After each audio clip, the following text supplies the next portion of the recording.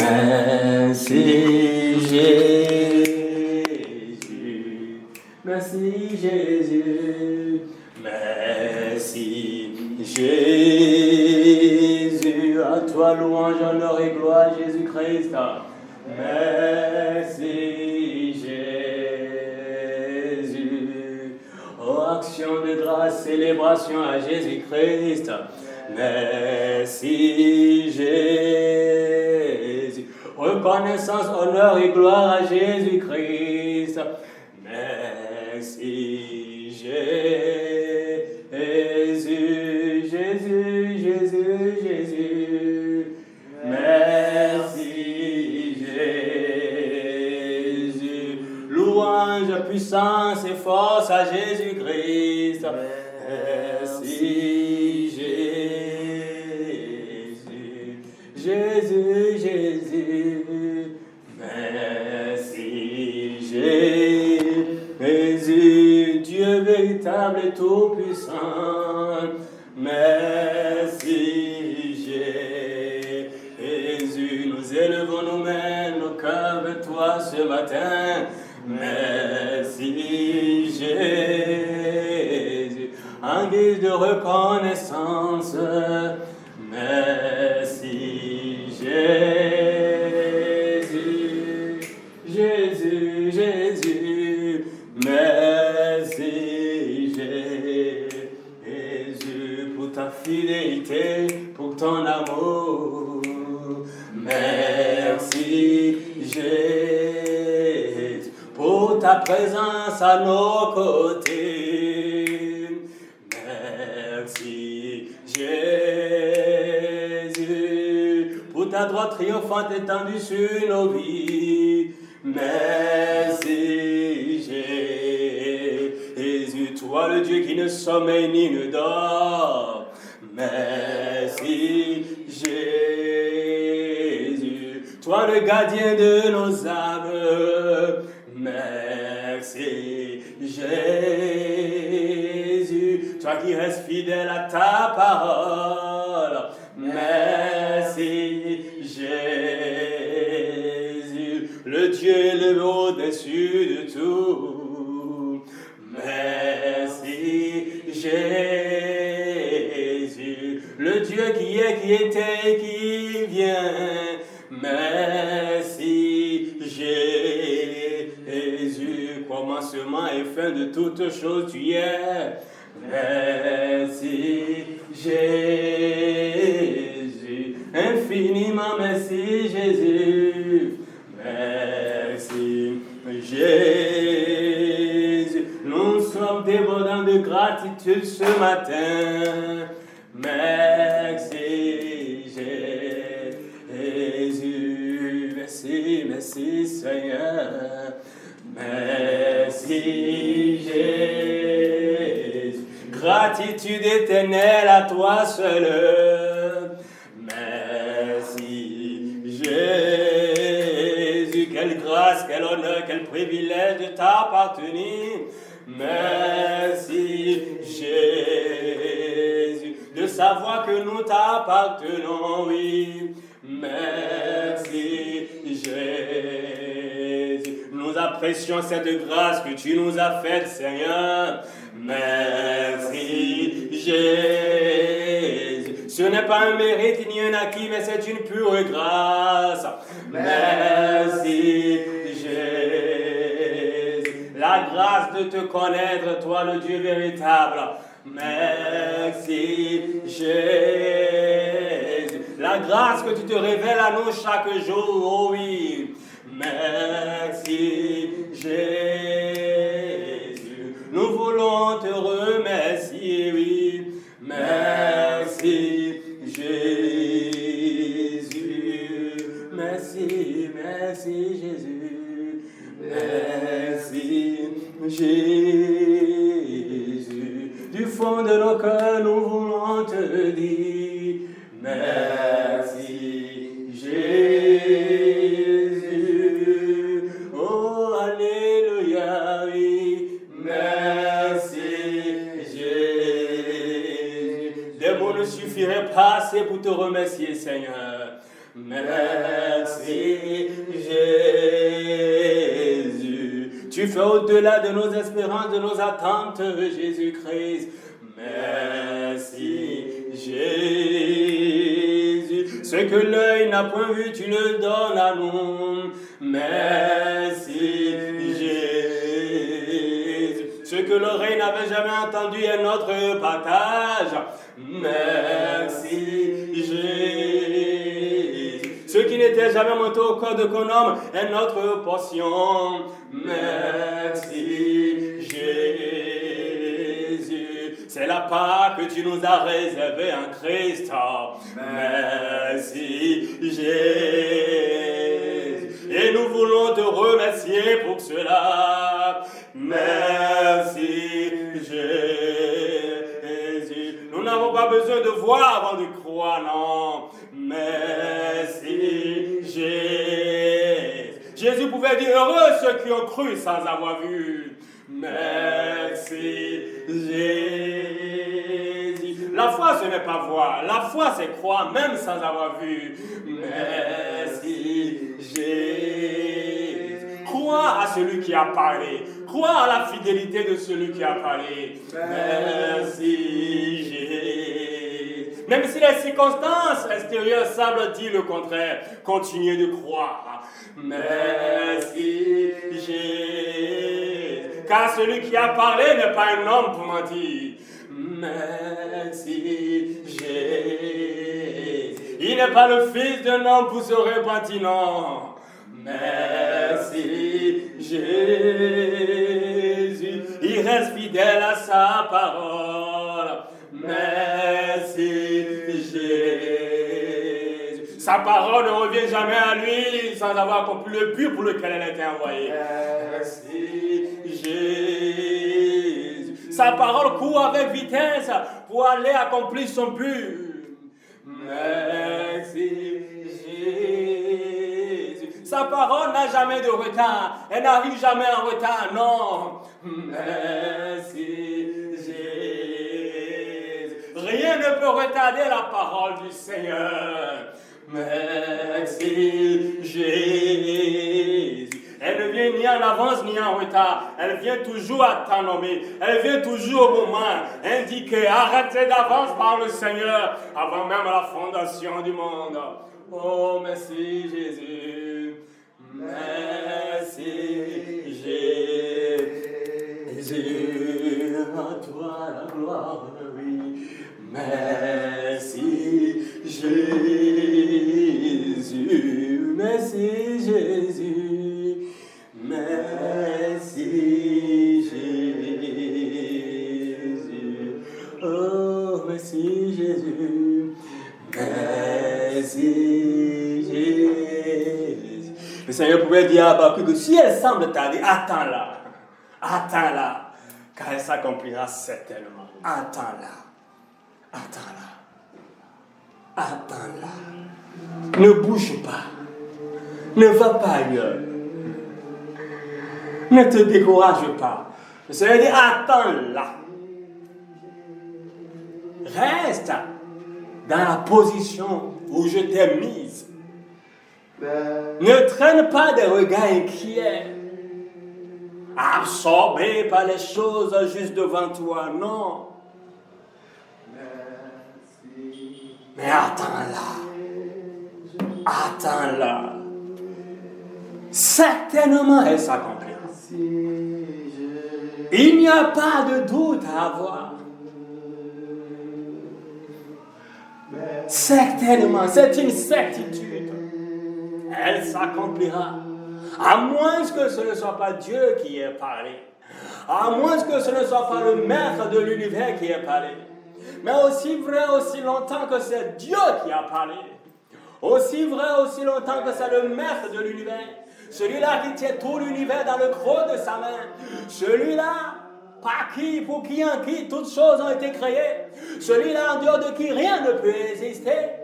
Celui-là qui a tout pouvoir dans les cieux, sur la terre, en tout lieu, dans tout l'univers. Aussi vrai, aussi longtemps que c'est lui qui a parlé. Celui qui est la vérité. Celui dont la parole est oui et amen. Celui dont la parole est irrévocable. Celui dont la parole est immuable. Celui dont la parole n'a pas d'adversité, incontestable. Aussi vrai, aussi longtemps que c'est lui qui a parlé, sois certain qu'elle s'accomplira. Sois certain qu'elle se manifestera en son temps. Pas en ton temps, pas en mon temps, mais en son temps. Pas autant que tu veux, pas autant que je veux, mais autant que le Seigneur a souverainement arrêté d'avance avant même la fondation du monde. Attends-la. Attends-la.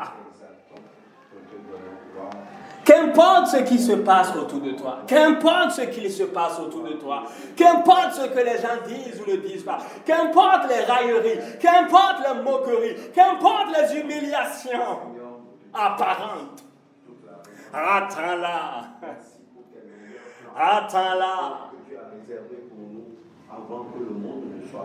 Car il y a un temps pour toutes choses sous le soleil. Il y a un temps pour toutes choses sous le soleil. Un temps arrêté par le Seigneur. Nous remercions à toi. Nous n'aurons jamais assez de bénir ton nom. Nous n'aurons jamais assez de te lever. Seigneur, reçois la gloire, reçois l'honneur, reçois nos reconnaissances, reçois nos actions de grâce. Père, nous te rendons grâce. Pour ce que tu as fait pour nous, ton œuvre achevée. Père, nous te rendons grâce. En vertu de laquelle Merci, Jésus. Tu as mis toutes choses en provision afin que gloire à toi et à ton Seigneur, merci à toi. Action de grâce à Jésus. Sois louange à Jésus. Sois magnifié. Sois louange, honneur, gloire, sagesse, force, puissance, gratitude, reconnaissance. Acclamation à Jésus. À Jésus-Christ. Le Dieu véritable. Le Dieu qui donne la vie. Le Dieu qui est la vie. Qui est le chemin. Qui est la vérité. À lui soit gloire. À lui soit louange. À lui soit action de grâce. À lui soit célébration. À lui soit gratitude. À lui soit reconnaissance. À Jésus seul. À Jésus le Christ. À Jésus le Christ notre roi. Oh, sois élevé, sois magnifié, sois acclamé, sois glorifié, sois contemplé, sois admiré, sois remercié. Nul n'est comme toi, nul ne peut t'égaler, nul ne peut se comparer à toi. Tu es Dieu, d'âge en âge, de génération en génération. Tu es Dieu, tu n'as point d'égal. Tu es le Dieu véritable, le Tout-Puissant. Le Dieu souverain, qui fait comme il veut, quand il veut, avec qui il veut, sans avoir un compte à personne, sans que l'on ne puisse te faire de reproches. Tu es irréprochable dans tout ce que tu fais. Dans tout ce que tu fais, tu es irréprochable. Béni soit ton nom. Béni soit ton nom. Merci Jésus. Merci Seigneur. Pour la grâce que tu nous as encore faite d'être là ce matin, autour de l'essentiel, autour de ta parole, pour entendre parler de toi. Nous ne sommes pas réunis pour entendre parler d'un homme. Nous ne sommes pas réunis pour entendre parler des exploits d'un homme. Nous ne sommes même pas réunis pour entendre parler de la foi d'un homme. Dieu, non. Mais nous sommes réunis pour entendre parler du Dieu qui est notre foi. Du Dieu qui est l'auteur, le consommateur de la foi. Du Dieu qui nous a créés à son image et selon sa ressemblance. Du Dieu qui a posé sur nous son empreinte divine. Du Dieu qui a posé sur nous le son de sa gloire. Merci Père de te révéler encore plus à nous. Une éternité ne suffirait pas pour le connaître. Voilà pourquoi il serait orgueilleux et prétentieux de notre part de penser que nous connaissons déjà suffisamment Dieu. Donc on n'a plus besoin. Non, tu ne peux pas, je ne peux pas. Nous ne pouvons pas finir de le connaître. Il est insondable. Il est infini. Il est illimité. Il n'a pas de limite. On ne peut pas finir de te connaître, Père. Et nous croyons que ce matin, tu veux encore nous révéler une autre facette de toi. Une autre facette de toi. Tu veux nous rappeler encore des choses à ton sujet. Tu veux encore toi-même nous parler de toi. Aucun homme ne peut parler de toi. C'est toi-même qui parles de toi. Au travers des bases que nous sommes entre tes mains. Que tu disposes toi-même pour ton bon plaisir. Sois remercié pour cela. Merci d'illuminer les yeux de nos cœurs. Merci d'intégrer les vérités que tu vas nous révéler, d'intégrer ces vérités dans nos cœurs et de nous donner de pouvoir vivre dans la conscience de ces vérités-là, Seigneur. Car le tout n'est pas d'écouter, le plus important, c'est de prendre conscience et de vivre dans cette conscience-là. C'est ce que tu recherches pour nous et c'est ce que tu manifestes dans nos vies ce matin. Amen. Amen. Shalom à tous et bienvenue. Shalom. Nos bien-aimés qui sont connectés, shalom. Alléluia. Bénissons le Seigneur. J'espère que nous avons tous passé une bonne semaine. Amen. J'espère que ceux qui sont connectés nous reçoivent correctement. Hein? Vous entendez? Ok, merci. Bénissons le Seigneur pour ce jour, 18 août 2024. Il y avait une série que le Seigneur m'a fait grâce de commencer il y a un peu plus de mois déjà, on va dire, sur le bon berger. On est dans le psaume 23. On avait déjà parcouru le premier verset. Aujourd'hui, on va s'attarder sur le deuxième verset.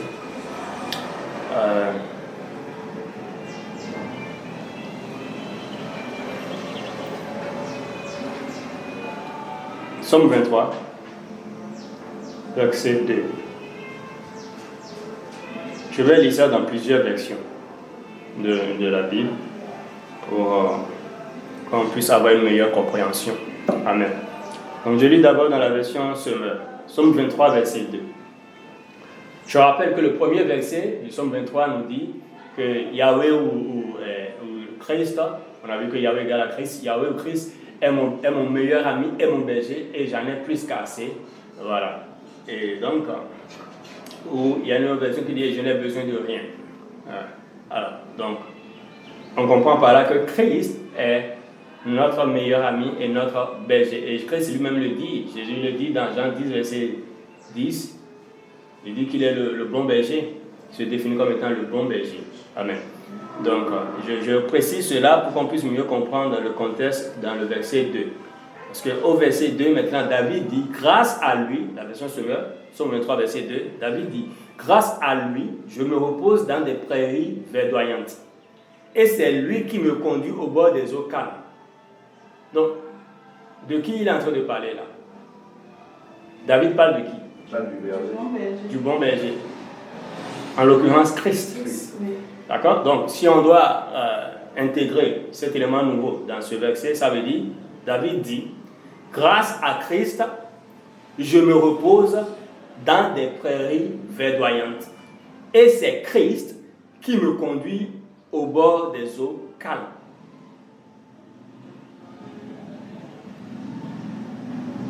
Quand vous voyez ça, est-ce qu'il y a une action que David a menée là? Le fait que David se repose, est-ce que ça dépendait de David? Il le fait. Il le fait. Il dit grâce à lui. David n'a pas dit grâce à mes efforts, grâce à mon prix payé, grâce à mes diplômes, grâce à mes relations professionnelles, grâce à mon si, non. Il dit grâce à lui. Uniquement grâce à Christ, je me repose dans des prairies verdoyantes. Grâce à Yahweh, grâce à l'Éternel, grâce à mon berger. Et il dit, et c'est lui. Il dit, c'est pas moi, non. Il dit, c'est lui qui me conduit.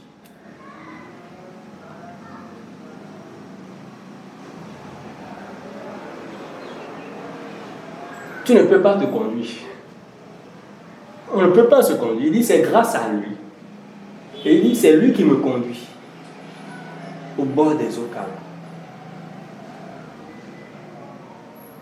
Et ce qui est remarquable là, c'est que, en fait, c'est ce qu'il fait. Ce n'est pas ce qu'il fera. C'est différent. Ce n'est pas il va faire, non. C'est ce qu'il fait. Parce que quelqu'un, en lisant ce passage, peut, et on voit des gens se le faire, peut se mettre alors à dire, oh Seigneur, conduis-moi. Non. David n'a pas dit, Seigneur, conduis-moi. David a constaté ce que le Seigneur fait. David a pris conscience de ce que le Seigneur fait.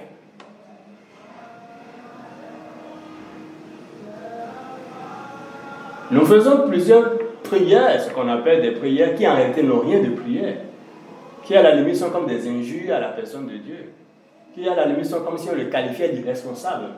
Et nous faisons ça et nous pensons que nous avons prié, on est fiers, on est tout content. On dit j'ai prié. Non, tu n'as pas prié, tu viens d'insulter Dieu sans t'en rendre compte. Tu viens d'insulter Dieu sans t'en rendre compte. Mais toi tu appelles ça prière. Et tu dis au nom de Jésus j'ai prié. Non. Genre, au nom de Dieu, j'ai insulté Jésus. Quand tu dis conduis-moi, non, mais il te conduit déjà. C'est sa responsabilité de te conduire. Une action continue. Le présent continue. Un enfant ne va pas dire à son papa, papa, conduis-moi. Le papa a la responsabilité, les parents ont la vie de le conduire. Les parents ont la responsabilité de nourrir l'enfant.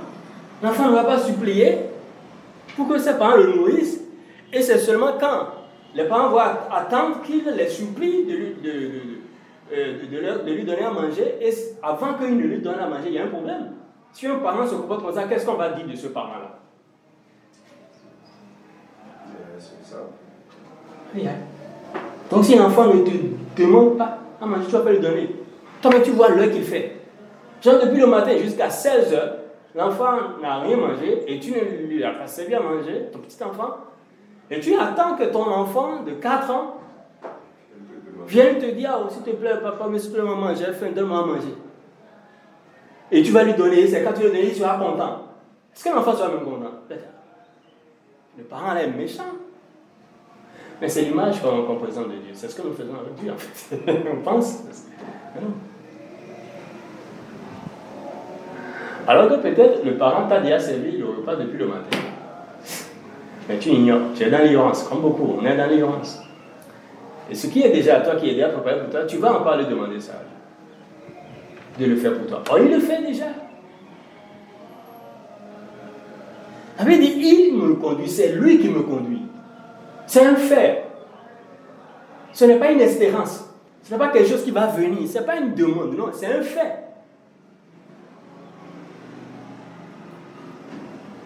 On va lire d'autres versions pour mieux comprendre. Je lis maintenant dans la version second 21, toujours le psaume 23, verset 2, dans la version second 21. Il dit, « Il me fait prendre du repos dans des pâturages bien verts. » Il me fait prendre du repos dans des pâturages bien verts. Il me dirige près d'une eau paisible. La même chose. Il me dirige près d'une eau paisible. Ça veut dire quoi? Le berger sait ce qui est bon pour sa brebis. Le berger sait ce qui est bon pour sa brebis. La brebis ne peut pas apprécier les choses. Non. Il n'est pas de la responsabilité de la brebis d'apprécier ce qui est bon pour elle.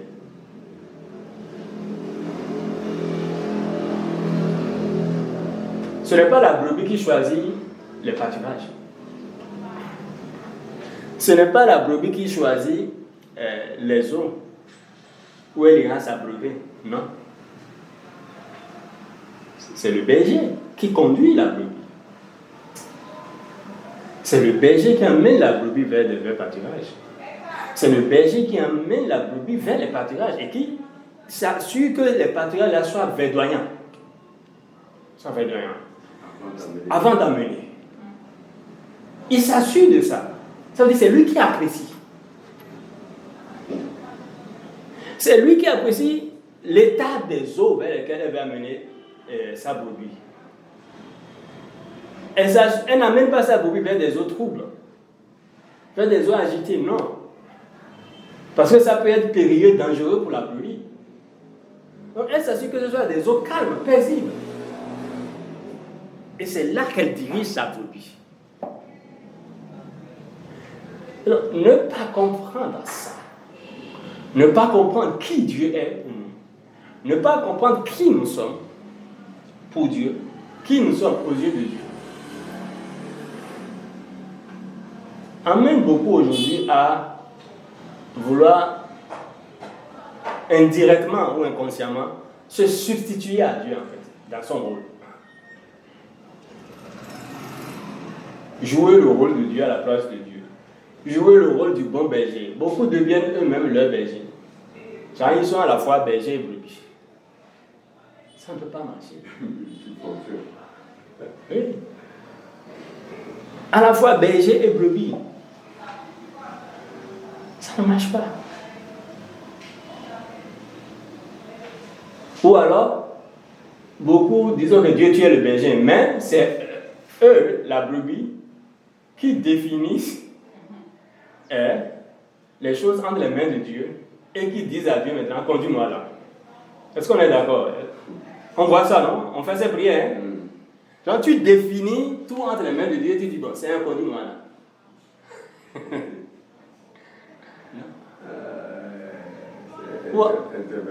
Oui, où avez-vous vu ça? Où la brebis, c'est elle qui va identifier les pâturages et qui dit à son berger, non, c'est là que je veux rester. C'est là que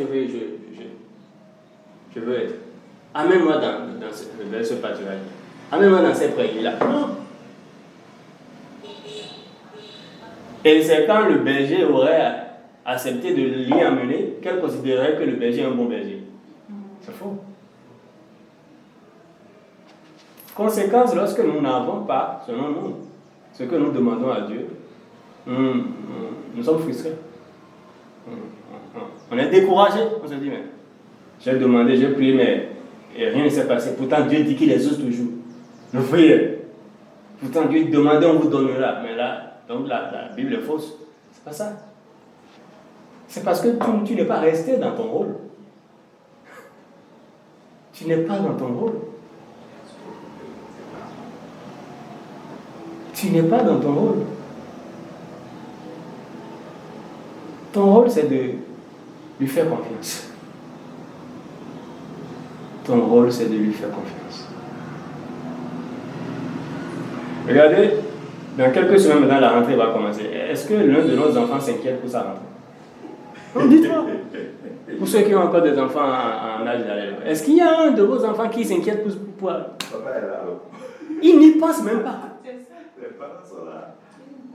Oh, nous, on est là, on réfléchit. La rentrée va commencer. Hein. Comment utiliser les ménages? Pourquoi? Parce que ce n'est pas leur rôle. Ils sont dans le rôle. Fais confiance aux parents. Insouciance. Il faut confiance à papa et maman. Ils font confiance.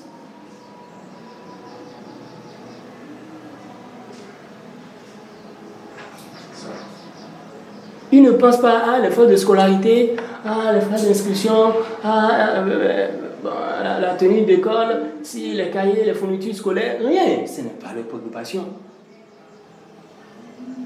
Mais l'erreur que nous commettons, c'est que nous voulons prendre ce qui relève des prérogatives de Dieu pour mettre ça sur nos têtes. Nous nous chargeons nous-mêmes. Et après, on va encore venir dire, Seigneur, décharge tout fardeau. Ok, il n'y a aucun fardeau. C'est toi-même qui vas chercher un fardeau. Tu te crées un fardeau, en fait. Parce que tu ne peux pas être en crise et parler encore de fardeau. Jésus dit, venez à moi, vous tous qui êtes fatigués et chargés, je vous donnerai du repos. Je vous déchargerai donc de vos fardeaux. Et tu es en crise. Et tu trouves que tu as encore des fardeaux. Le fardeau a quitté où encore? C'est incompatible. Tu ne peux pas être en Christ et encore avoir de fardeau. Parce que Christ dit, viens à moi, je vais te décharger de tout fardeau, te donner du repos. Mais tu dis que tu es venu à lui, que tu es avec lui, on est d'accord. Mais tu considères qu'il y a encore des fardeaux. Les fardeaux ont quitté où? C'est toi-même qui les as créés. Tu allais prendre ce qui ne te concerne pas pour mettre sur ta tête. Ce dont Dieu doit s'occuper, toi tu prends pour t'occuper de ça. Et c'est normal que ça devienne un souci pour toi. C'est normal que tu sois tout le temps anxieux. C'est normal que tu sois tout le temps soucieux. Et c'est là où quand Jésus parle, pour nous aujourd'hui on peut se dire non, c'est pas possible. C'est normal que quand Jésus dit mais ne vous inquiétez de rien, c'est en cela que Jésus dit ne vous inquiétez de rien, parce qu'il sait qu'en fait, il n'y a pas de problème pour vous. Jésus dit ne vous inquiétez de rien. Il dit lequel de vous par ses soucis ou quoi peut augmenter une seule coudée de sa taille. Lequel d'entre vous? Personne donc. Ça ne te concerne pas. Exactement comme les enfants. Nos enfants ne se préoccupent pas de ce qu'ils vont manger, de comment ils vont à l'école. La rentrée va commencer, comment ça va se passer. Ils ne s'inquiètent pas de ça. Ils n'y pensent même pas. Pourquoi? Parce qu'ils savent qu'ils ont des parents. Ils ne sont pas orphelins. Aujourd'hui, bon nombre d'entre nous nous comportons comme si nous sommes des orphelins.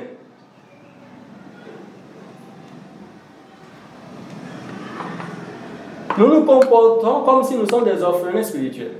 Or, nous avons un Père spirituel. Dieu, Christ est notre Père. Mais dans notre fonctionnement au quotidien, c'est comme si on était livré à nous-mêmes. Et il faut se débrouiller.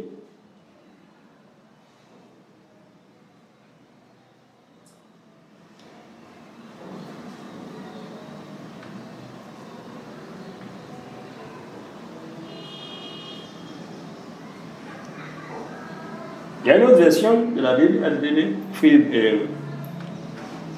belle version, qui dit « Il me donne du repos dans des champs verts ».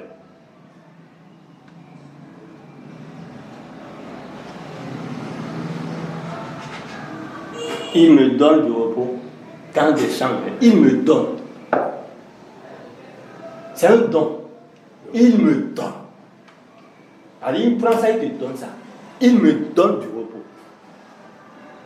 Je ne fais rien pour ça. Il me donne du repos. Christ me donne du repos. Où? Dans des champs verts. Il me conduit vers des ruisseaux qui coulent tranquillement. Il me conduit. Ça, c'est ce qu'il fait. C'est la mission du berger. C'est le rôle du berger. C'est ce que mon berger me fait. Et il est le bon berger. Il n'est pas un berger. Non, parmi tant d'autres, non. Il n'est pas un bon berger, mais il est le bon berger. C'est-à-dire qu'il n'y a pas un autre. Il n'y a pas plusieurs bons bergers. Il n'y a même pas deux bons bergers. Il n'y a qu'un seul. Voilà pourquoi il dit qu'il est le. C'est défini. C'est un article défini. C'est précis. Il ne faut pas te tromper. Pour aller attribuer ça à quelqu'un d'autre encore. Non. Il est le bon berger.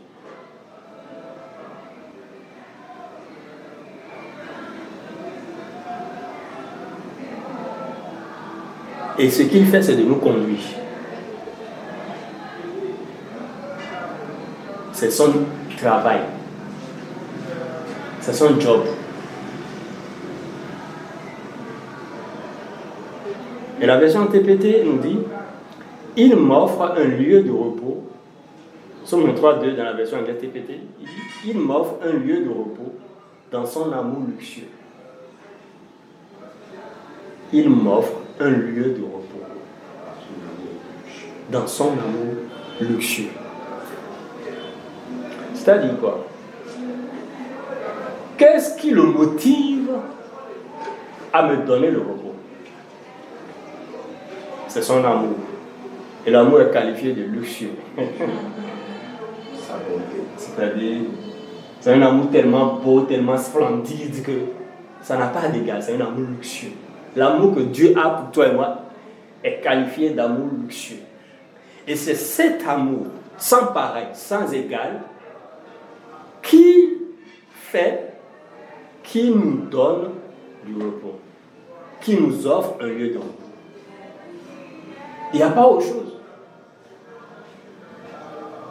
Ce n'est pas le combat spirituel que tu fais qui fera que Dieu va t'offrir du repos.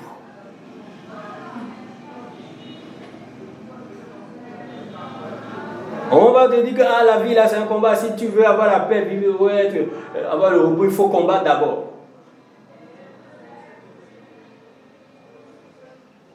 Il faut affronter l'adversité d'abord, avant d'avoir le repos.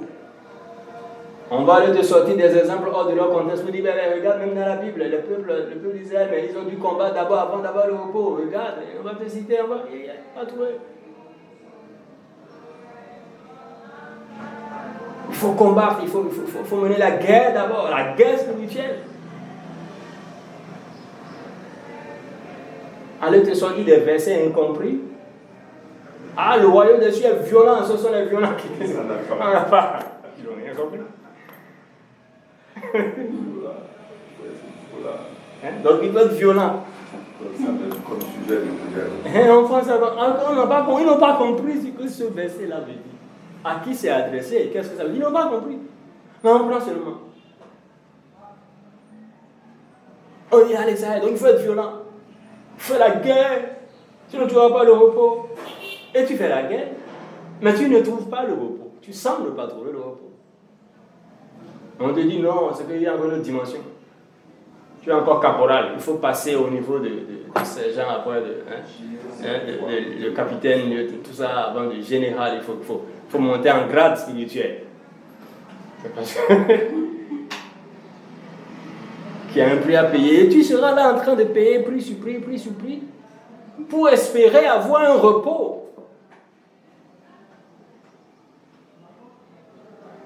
Pour espérer avoir un repos.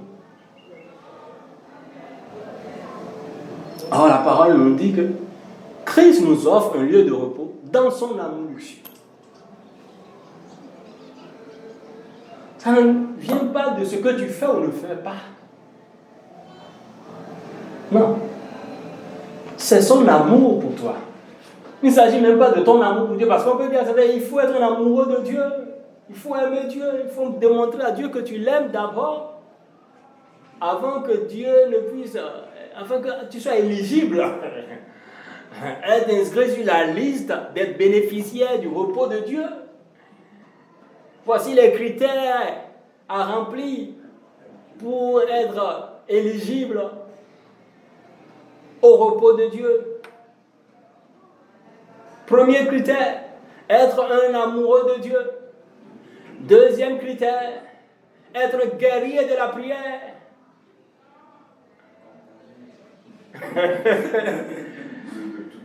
Et quand ils disent prière là, c'est qu'ils n'entendent pas prière, c'est combat spirituel. C'est envoyer le feu à tous azimuts. Non-stop, fire, fire, fire. C'est ça qu'il faut faire.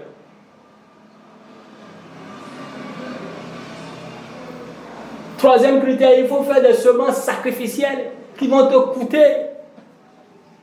Semences que tu as fait, tu rentres à la maison là. C'est piment seulement, tu vas laper avec et boire de l'eau dessus seulement. Parce qu'il n'y a plus rien dans la chambre, tu as tout donné.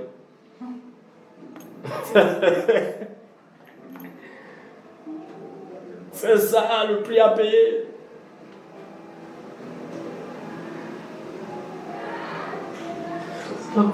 Mon Père,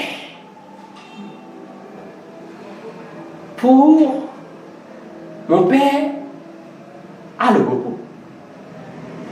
Et j'ai besoin du repos. Et mon Père sait que j'ai besoin du repos. Et avant que mon Père ne me donne ce repos-là, c'est tout ça là que je vais faire d'abord. C'est un Père ça.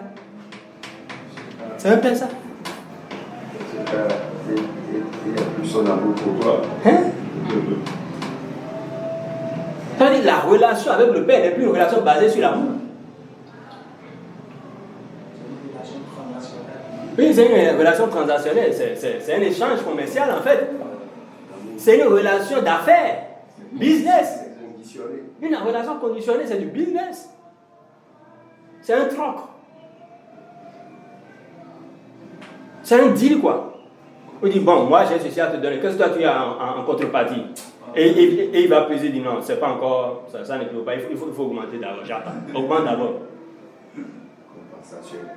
Est-ce que, quelle est la relation que nous avons avec nos enfants?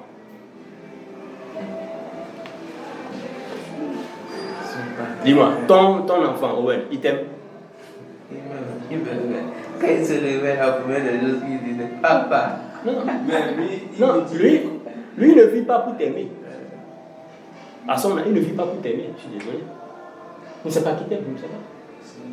Lui, il vit seulement. Mais c'est toi qui l'aimes. Qui te préoccupe. C'est toi qui l'aimes. C'est toi qui aimes, Owen. C'est ça. Et tu fais tout pour lui par amour, à cause de l'amour que tu lui portes. C'est pourquoi Jésus dit dans Matthieu que le royaume des cieux est pour ceux qui sont comme les petits enfants. Et quand vous allez chercher le mot employé, c'est pas juste petits enfants, non, c'est bébés. C'est ceux qui sont comme des bébés. Voilà, les nourrissons, ceux qui sont comme des nourrissons. Est-ce qu'on peut exiger à un nourrisson d'aimer son parent d'abord avant que son parent ne nous donne du lait? On peut exiger à un nourrisson d'aimer sa maman avant que sa maman ne l'allaite? Mais pourquoi aujourd'hui tu veux t'exiger à toi-même de démontrer que tu es amoureux de Dieu? Maintenant, quand tu démontres là, qu'est-ce qui te permet d'évaluer et d'être assuré que là je suis un amoureux de Dieu? Le baromètre, c'est quoi? C'est toi-même, c'est ta chair. Ce sont les sensations que tu ressens qui te font croire que là, maintenant, je suis amoureux de Dieu. Tu te trompes. Dieu ne te demande pas ça. Dieu te parle de lui. Dieu ne te parle pas de toi. Dieu te parle de son amour pour toi. Pas de ton amour pour lui. Il te parle de son amour pour toi. Il met l'accent sur son amour pour toi. Il insiste sur son amour pour toi. Il veut que tu sois conscient de son amour pour toi. Il veut que tu réalises son amour pour toi. C'est tout. Que tu saches que tout ce qu'il fait pour toi, c'est motivé par son amour pour toi.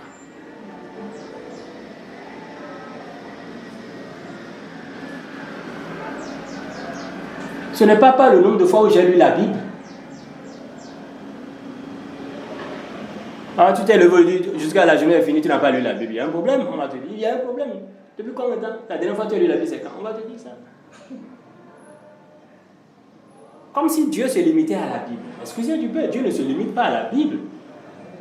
La Bible est un bon livre, on est d'accord. Mais Dieu ne se limite pas à la Bible. Dieu est au-delà de la Bible.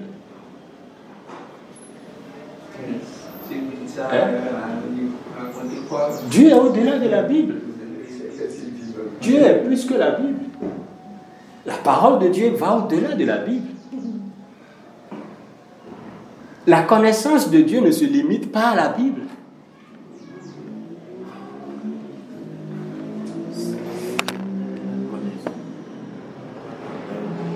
La connaissance de Dieu ne se limite pas à la Bible, non. Mais la connaissance de Dieu est au-delà de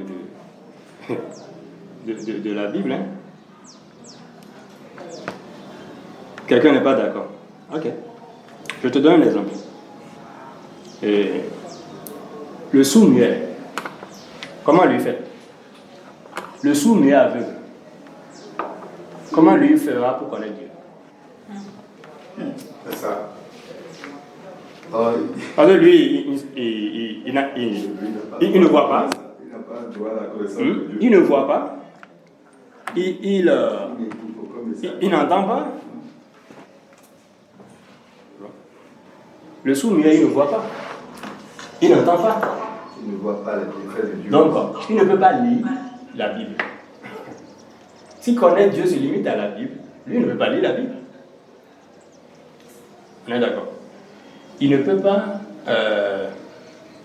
écouter même des audios, des prédications à la radio, voilà, ou même sur YouTube, comme ceci, ou comme ça.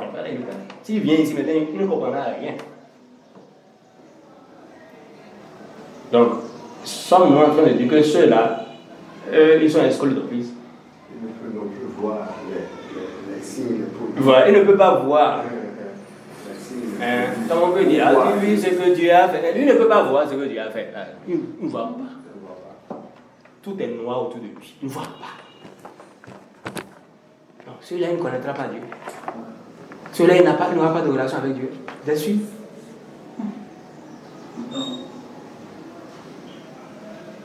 Parce que si on te définit, on te dit que si tu ne lis pas la Bible aujourd'hui, c'est que toi, tu as ouvert une porte au diable. Bon, non. Eux, là, c'est un peu porte, ils ont ouvert au diable. Les aveugles soumis, là, ils n'ont pas ouvert seulement porte. Hein? C'est portail. C'est portail, ils ont ouvert au diable alors. Parce qu'ils ne lisent pas. Et ils n'entendent pas. Comment ils font?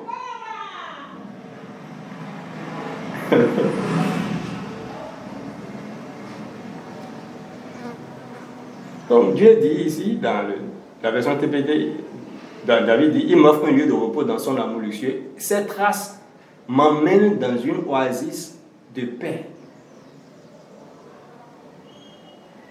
près du paisible ruisseau du bonheur. Il dit ces traces, les traces du berger. Cela dit quoi? Le berger marche. D'accord? Le berger marche. Les brebis sont derrière. David dit donc, je suis la brebis, je suis derrière. Et mon berger, l'Éternel Yahweh Christ, est devant. Il marche. Et donc, les traces de mon berger m'emmènent. C'est-à-dire, je suis les traces.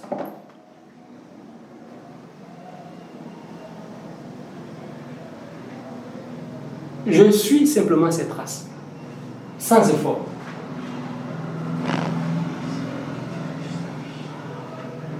Je n'irai pas chercher un GPS, une carte pour dire comment faire. Non. Je n'irai pas faire des cours de géographie d'abord pour connaître l'itinéraire là, voilà, ouest, nord, est. Non. Il suit les traces du berger. C'est tout. Il dit ces traces m'emmènent. C'est clair que les traces du Seigneur vont t'amener à bon port, à destination. Il dit ces traces m'emmènent. Où? Dans une oasis de paix.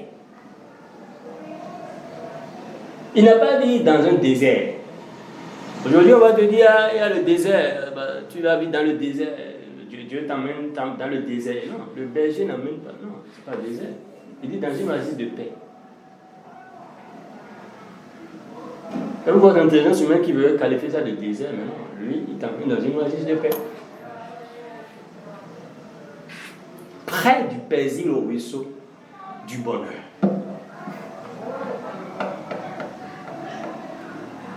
Mais toi, tu vas parler de malheur aujourd'hui. Des événements viennent dans ta vie, tu vas les qualifier de malheur. C'est pas de malheur. Quand David parlait là, vous pensez que, selon l'intelligence humaine, la vie était totalement rose pour David à ce moment-là? Non, hein? Vous-même, vous avez vu son règne, comment c'était chaud pour lui. Même avant son règne et tout, regardez comment il vivait. Mais voici ce que David dit. Il dit, Dieu l'amène dans une oasis de paix. Lui, David, qui était obligé de se cacher, hein, dans la grotte d'Adoulam, lui qui était obligé de fuir. David n'a pas connu, si on doit raisonner sur une vie paisible. De son enfant jusqu'à devenir roi, il n'a pas connu une vie paisible. Déjà enfant, il était rejeté. Les autres sont à la maison, c'est lui qu'on envoie en brousse s'occuper du troupeau. Donc son âme, regardez déjà l'état de son âme.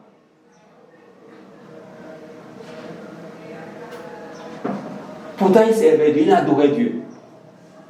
C'était un adorateur de Dieu, comme on aime le dire. Mais voici, il faut se mettre. Les autres ses frères et sœurs n'adoraient pas Dieu autant que lui. Mais eux, ils étaient peinés à la maison et lui, il était dans la brousse. C'est une vie paisible, ça. Avec tous les risques, il était obligé de faire face au lion, à l'ours. Où est l'oasis de paix, là? C'est ça, l'oasis de paix. Affronter où cela, c'est un oasis de paix, ça. Mais David parle de l'oasis de paix. Parce qu'il n'apprécie pas les choses selon son intelligence humaine, selon ce que les sens naturels lui montraient. Les sens naturels vont te montrer que la situation est difficile, mais non. Les sens naturels vont te montrer qu'il n'y a pas la paix. Tu n'es pas dans la paix. Tu n'es pas dans le repos. C'est chaud. Tu es dans le malheur. Mais non.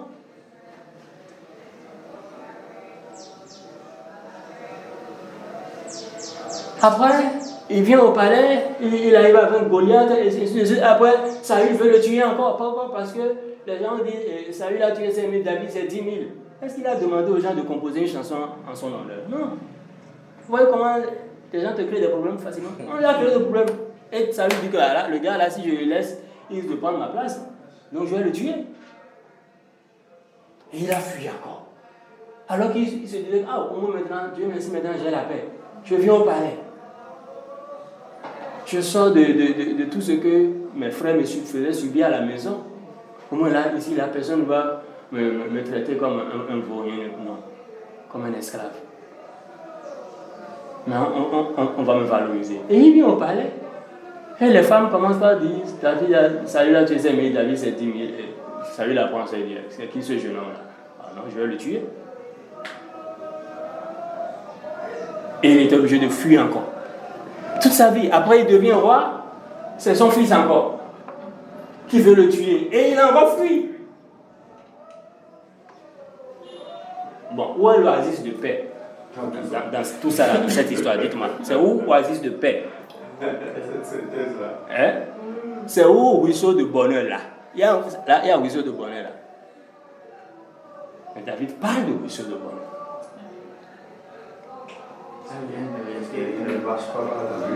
David parle de ruisseau de bonheur. David parle de oasis de paix. David parle de lieu de repos. C'est où le lieu de repos?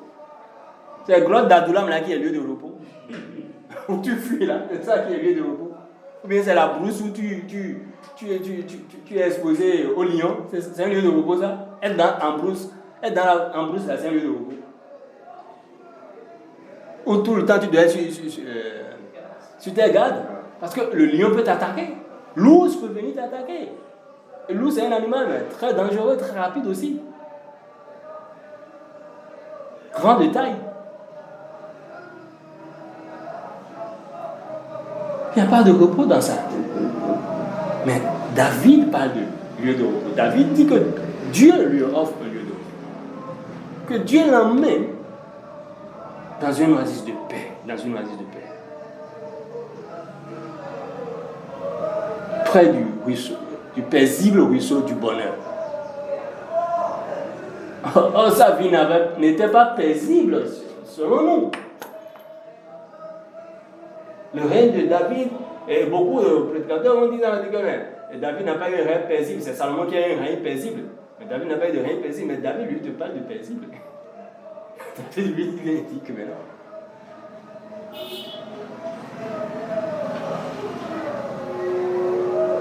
Le problème, c'est qu'aujourd'hui, beaucoup d'entre nous recherchons une vie de repos, une vie paisible, et on pense que c'est un idéal à atteindre. Et on ignore qu'on a déjà ça, en fait. Je répète, beaucoup d'entre nous, on recherche une vie de repos. Je ne peux pas dire tous, pas beaucoup, tous les êtres humains, sans exception. Ce qu'ils recherchent, c'est une vie de repos. Et ils pensent que c'est un idéal à atteindre, en fait. Et donc, il faut travailler pour atteindre ça.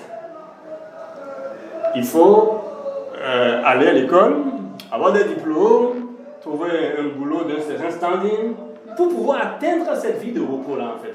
Donc, parce que c'est un besoin naturel pour tout être humain. Mais peut-être que, bon, c'est quand je vais me marier, quand j'aurai des enfants, là, je serai, voilà, j'aurai le bonheur. Bon, tu as vu de mari, tu as su toi-même là, quelque temps après là, ce qui semblait être bonheur pour toi là, tu vas encore appeler ça malheur. Tu as des enfants qui au début, quand elle est enceinte, elle est contente, oh, je suis enceinte, j'ai un enfant. Quand l'enfant va naître là maintenant, les cris de l'enfant la nuit là, vont faire que c'est plus la paix. Tu vas quand même pas rechigner encore. Toi, la même personne qui voyait en cela un bonheur, Une fait. Pourquoi? Parce que peut-être que la belle famille disait depuis là, elle n'a pas encore fait d'enfant à notre fils.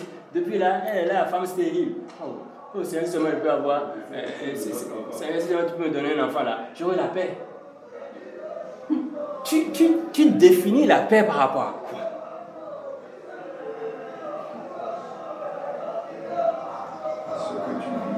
Tu penses que la paix vient de l'extérieur. Tu penses que le repos vient de l'extérieur. Tu penses que le bonheur vient de l'extérieur. Mais la vérité est que ni la paix, ni le repos, ni le bonheur ne viennent de l'extérieur. Mais tout cela vient de l'intérieur. Tout cela est à l'intérieur de toi déjà. Et c'est ce qui fait que toute ta vie, tu chercheras ces choses-là. Et tu ne les auras jamais en fait. Parce qu'au moment où tu penses que tu les as eues, quelque temps après, tu verras que c'est plus suffisant. Il te faut plus. Et tu vas rechercher. Toi qui aujourd'hui cherchais la paix, tu as dit que gloire à Dieu, Dieu m'a fait grâce. Maintenant là c'est bon. Demain tu vas encore dire que ça ne va pas. Et tu cherches la paix. Donc la paix là, combien de fois tu as cherché la paix? Combien de fois tu vas chercher le repos? Combien de fois tu vas chercher le bonheur? On n'a pas dit les bonheurs. C'est le bonheur, c'est un seul. Donc soit tu l'as, ou soit tu ne l'as pas. Donc tu ne peux pas avoir le bonheur aujourd'hui et demain ne plus l'avoir et encore le chercher, puis ainsi de suite. Et toute ta vie, tu serais là à rechercher du bonheur. J'ai le bonheur, je n'ai plus le bonheur. J'ai le bonheur, je n'ai plus le bonheur. J'ai la paix, je n'ai plus la paix. J'ai la paix, je n'ai pas la paix. Ainsi de suite, jusqu'à quand? Parce que tu penses à tort que c'est à l'extérieur.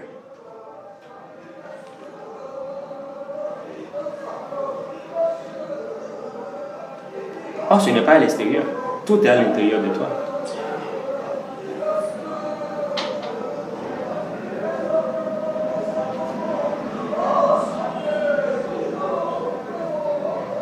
Regardez ce que Hébreux 4, on est en train de finir. Hébreux 4, 10, on connaît ce passage, notre passage phare. Hébreux 4, 10 dans la version anglaise TPT. Hébreux 4, 10. Il dit, lorsque nous entrons dans la vie de repos de la foi de Dieu, nous cessons de pratiquer nos propres œuvres, tout comme Dieu célèbre ses œuvres achevées et se repose en elles. En partie sur laquelle je souhaiterais insister, c'est, il dit, lorsque nous entrons dans la vie de repos de la foi de Dieu,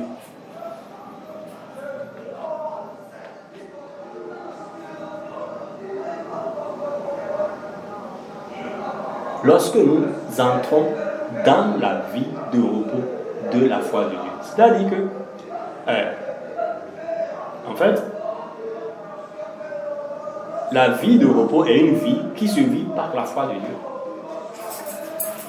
Ou encore, la vie de repos est liée à la foi de Dieu. Parce qu'il précise, il dit la vie de repos de la foi de Dieu. Tu ne peux pas dissocier la vie de repos à la foi de Dieu. Les deux sont liés.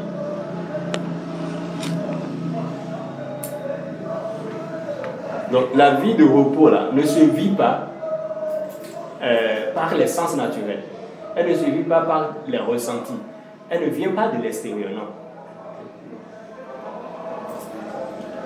Mais c'est un résultat, une conséquence de la foi de Dieu.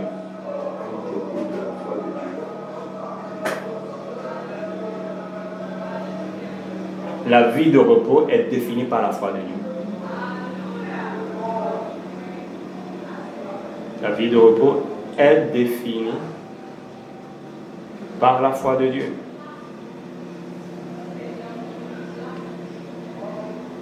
Et Dieu nous fait savoir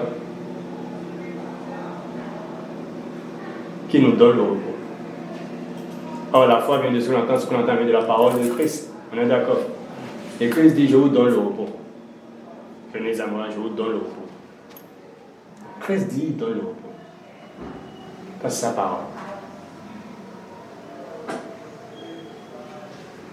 Donc, vivre la vie de foi, la vie de repos consiste, vivre la vie de repos consisterait donc à accepter ces propos de Jésus-Christ, à accepter qu'il nous a donné le repos, à accepter que nous avons déjà le repos, à accepter qu'il nous fait vivre dans le repos, à accepter qu'il nous emmène près des eaux paisibles. David dit, il me conduit vers de verts pâturages, dans des prairies luxuriantes, des prairies verdoyantes.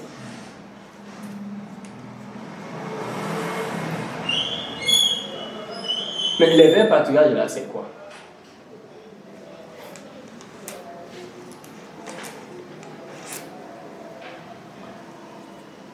Parce que quand on lit ces passages de Somme 23, 2, beaucoup pensent que, donc, ok, il me conduit vers le verts pâturages, tout ça, c'est que c'est.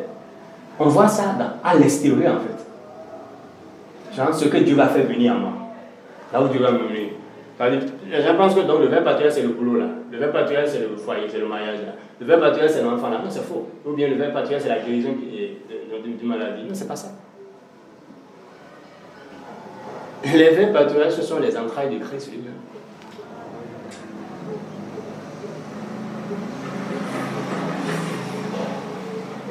Les verres pâturages ce sont les entrailles de Christ lui-même. Et regarde, il dit, lorsque nous entrons dans la vie de repos, ça veut dire qu'on entre dedans. Mais nous sommes entrés en qui? Nous sommes en qui? Nous sommes en Christ, nous sommes dans les entrailles de Christ. Donc, le repos de Dieu est un lieu, en fait, est un emplacement. Ce n'est pas un idéal à atteindre, en fait, ce n'est pas quelque chose, une quête à poursuivre, ce n'est pas ça, non. Mais c'est une position. C'est une position. Et nous sommes dans cette position déjà. Nous sommes en Christ. Nous sommes donc déjà dans ces verts pâturages-là. Les verts pâturages, c'est Christ. Ce sont les entrailles de Christ lui-même.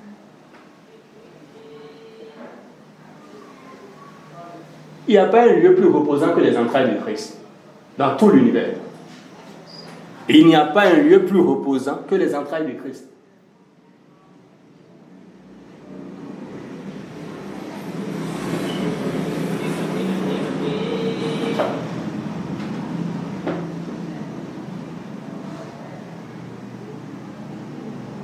Quelqu'un peut être en Somalie maintenant, ou bien il dit il y a la guerre là, ça ne va pas, il n'a pas le repos, il n'a pas la paix. Il dit peut-être quand il va aller aux États-Unis, il aura la paix. Ou bien en Suisse. Mais non, rien ne te garantit, tu vas aux États-Unis, qu'est-ce qui te garantit que tu vas avoir le repos là-bas? Nulle part sur la terre il y a le repos véritable. Nulle part sur la terre il y a la paix véritable. Nulle part. Le seul endroit où il y a la paix véritable, le repos, c'est en Christ. C'est dans les entrailles du Christ.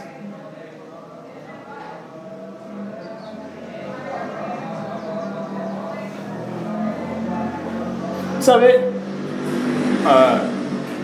la religion, et c'est ce qui fait peut-être on a du mal à accepter ces choses aujourd'hui parce qu'on a été... Non, c'est normal. Quand tu as entendu des choses pendant des décennies, c'est pas évident que du jour au lendemain, voilà, la mise à jour soit complète. Ouais, non. On a tellement entendu, on pense que la vie en Christ est extérieure en fait. La vie en Christ est intérieure, la vie en Christ n'est pas extérieure. On voit tout de l'extérieur. Même quand on pense à Christ, bon, quand je parle de Christ, depuis que j'ai parlé de Christ, tu vois Christ où? On voit, non, disons la vérité, on voit Christ pécher quelque part dans les cieux. Mais excuse-moi, Christ est en toi. Donc les cieux sont en toi. Je ne sais pas quel cieux tu veux chercher. Des gens pensent que c'est quand le jour ils iront au ciel. Tu veux aller au ciel où?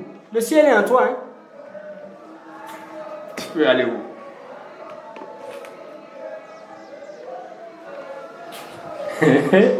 Christ est en toi. Est-ce qu'on est conscient de ça? Ça veut dire que tout se passe à l'intérieur, mais nous voulons voir tout à l'extérieur. Nous voulons tout définir par l'extérieur. Or, la vie en Christ se définit à l'intérieur. Tout se passe à l'intérieur. Tout est déjà en nous. Rien ne viendra de l'extérieur. Tout est déjà en nous. Tout, sans exception. Tout est déjà en nous. Rien ne viendra de l'extérieur. Ta bénédiction ne vient pas de l'extérieur. Ta bénédiction est à l'intérieur de toi. Et c'est ce qui est à l'intérieur qui va s'extérioriser, qui va se manifester. Donc, si tu ne considères pas ce qui est à l'intérieur et tu attends quelque chose à l'intérieur, tu ne verras rien. C'est pourquoi on ne voit rien. Et on se plaint. On est amer, on est frustré, on n'ose même pas l'avouer.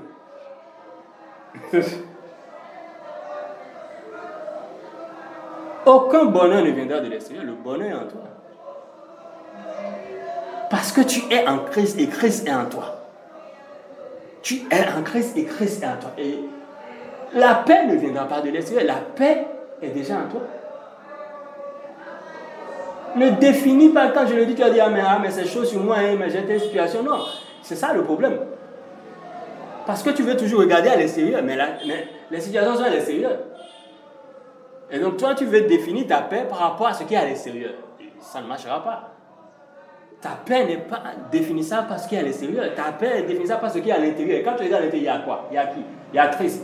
Christ qui est qui? Le prince de la paix. Le prince de la paix.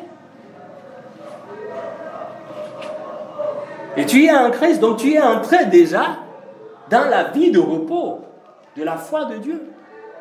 C'est un fait, ce n'est pas une demande, ce n'est pas une quête, ce n'est pas quelque chose à poursuivre, non. C'est un fait, tu es entré déjà dans la vie de repos, de la foi de Dieu. Maintenant, pour vivre cette vie, c'est à toi d'accepter. On peut t'offrir un téléphone, mais c'est là, mais tu n'en es pas conscient. Mais ça va rester là. Ou bien, la personne qui t'a offert le téléphone va encore prendre le téléphone et mettre ça à ton oreille. Appuyer ça pour toi, ou bien prendre ton doigt pour appuyer les touches pour que tu lances des appels avec. Non. C'est à toi d'utiliser. Donc la vie de repos, c'est à toi de l'utiliser, c'est à toi de la vivre. Si tu ne la vis pas, tu fais du mal à qui? À toi-même.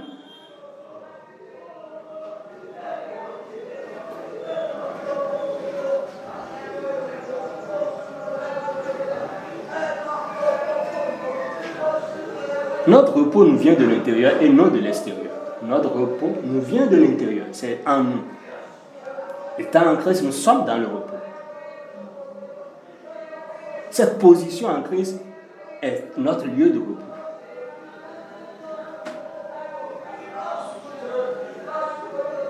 C'est un peu ça. Donc, il faut qu'on en soit conscient afin de pouvoir vivre véritablement au quotidien cette vie de repos. Indépendamment des circonstances. Ça ne manquera pas. Il y aura des situations et tout qui vont tendre à être stressantes, bouleversantes, agitées. Mais non, ce n'est pas ça. Ce n'est que ce qui se passe à l'extérieur. Ça ne te concerne pas. Ce qui te concerne, c'est à l'intérieur. Ta vraie vie, c'est à l'intérieur. Ta vraie vie n'est pas à l'extérieur. Ta vraie vie n'est pas ce que tes sens naturels t'envoient comme information. N'est pas ce que l'ouïe, l'odorat, le toucher t'envoient comme information. La vie t'envoie comme information. Non, c'est pas ça. Mais ta vraie vie, c'est ce que la parole de Christ t'envoie comme information. Et c'est ça la vie de repos de la foi de Dieu. Si tu n'arrives pas à faire cette différence, tu vas dire que tu es enfant de Dieu, mais tu seras amer. C'est la vérité. On voit ça. Et tu douteras même de Dieu. Beaucoup remplissent les assemblées, mais doutent de Dieu. Ils ne croient plus en Dieu, mais ils sont juste là. C'est juste un acte de présence. Pour qu'on ne dise pas de qui ils ont rétrogradé. Donc il faut au moins qu'ils soient présents. Et ils sont actifs. Ils vont servir. Ils sont actifs dans tous les départements. Pour tuer, pour occuper le temps. Voilà. Mais leur cœur n'y est plus. Ils sont confus, ils sont perdus. Parce qu'on a tout assimilé à l'extérieur. À quoi on définit que quelqu'un est béni? À ce qu'il a acheté une nouvelle voiture. À ce qu'il a fait ci, il a fait ça. Là, c'est qu'il est béni. Son compte est bourré. En banque est bourré. Là, il est béni. Voyez? Et c'est ça qui sera témoignage qu'on va venir rendre. C'est un témoignage charnel. Ils vivent par la vue. Oh non. C'est à l'intérieur. En Christ. On n'a pas dit dans mon compte bancaire je suis béni. On dit en Christ nous sommes bénis. En Christ. Donc c'est à l'intérieur. On dit en Christ. Et Christ est où? Christ est où? À l'intérieur de moi. Donc c'est là que je vais voir la bénédiction. C'est là que nous sommes bénis de toutes sortes de bénédictions dans les lieux célestes en Christ Jésus.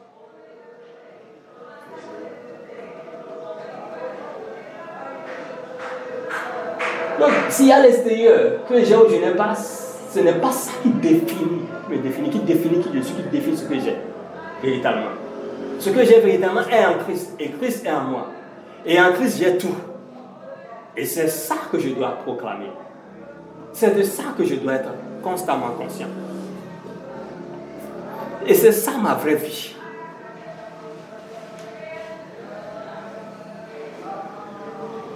Le reste, je fais confiance au Seigneur. Ce qu'il a arrêté d'avance pour chacun se manifeste. Ce qu'il a prévu pour chacun se manifeste. Les milliards ne garantissent pas le bonheur. Il y a beaucoup de milliardaires qui aujourd'hui, regarde, des milliardaires qui se suicident. Comment on va expliquer ça? Et vous avez ces cas? On a vu des artistes, célébrités qui sont suicidés. Bon, comment vous expliquer ça? Quand je suivais un jour un documentaire, un artiste célèbre qui racontait que quand les gens le voyaient sur scène, il était en joie et tout, il dégageait, les gens comprenaient. En fait, quand il quittait la scène, c'était la solitude totale, il était très amer, il pleurait tout le temps, donc il était obligé pour se soulager, pour espérer avoir un temps de répit et une paix intérieure, de se shooter un peu, de prendre la drogue et tous ces trucs-là, d'avoir des vices. Mais, regardez, beaucoup vont convoiter lui sa vie. Beaucoup vont dire, oh Dieu, qu'est-ce qu'ils ont fait pour ne pas avoir une telle vie, pour ne pas être à ce niveau-là. Oh, celui-là serait prêt à donner toute cette célébrité, toute cette richesse pour avoir la paix que toi tu as. Mais le paradoxe de la vie, c'est pour dire quoi que tu ne peux donc pas définir la paix, le bonheur, le repos véritable par des éléments extérieurs à toi. C'est pas possible.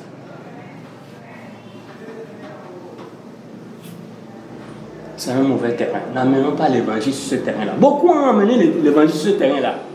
C'est là où on parle d'évangile de la prospérité aujourd'hui. Beaucoup ont amené l'évangile sur ce terrain-là. Et donc, où ils vont jusqu'au point d'évaluer, d'apprécier leur relation même avec Dieu sur la base de ces éléments extérieurs. Tu ne peux pas apprécier ta relation avec Dieu sur le matériel. C'est grave. Dieu est esprit. Dieu est éternel. Dieu est intemporel.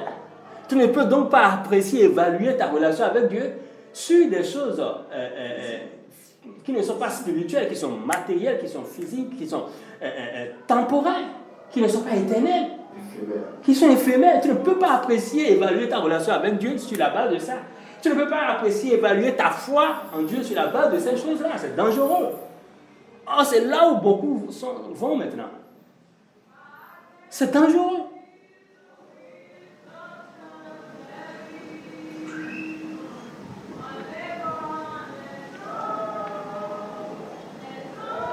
Où les gens vont jusqu'à apprécier leur vie de prière sur la base de ces éléments-là. On va dire, tu es dans l'assemblée depuis 2 ans. Il y a un frère qui est venu la fois dernière, il a fait 3 mois, regarde, Dieu l'a béni, il a déjà eu un boulot international, il a déjà il a acheté voiture. Et toi, tu es là depuis 2 ans, mais rien ne se passe. C'est parce que, voilà, il faut voir ta vie de prière. Bon. Est-ce qu'on n'a jamais entendu ça? Oh, plein.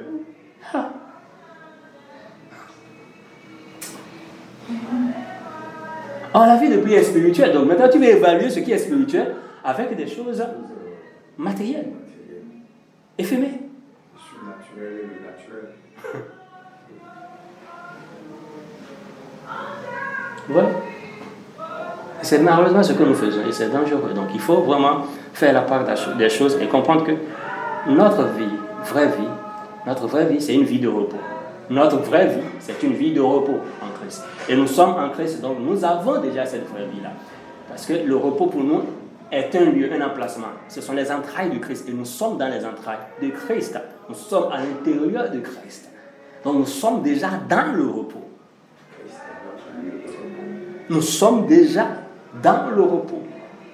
Et dans ce lieu de repos, on est emmené vers des eaux paisibles, vers un oasis de paix, près du paisible ruisseau du bonheur.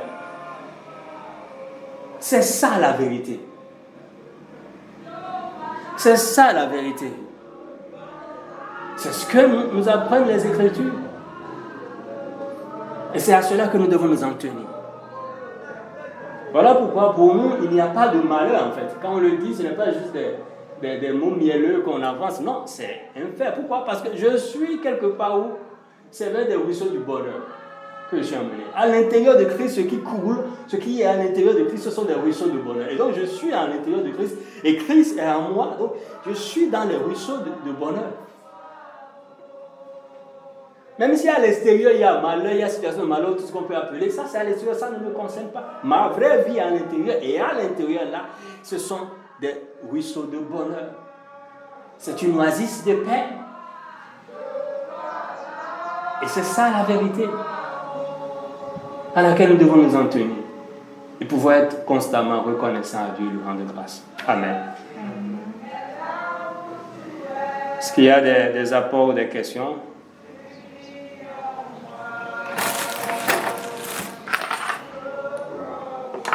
Apport.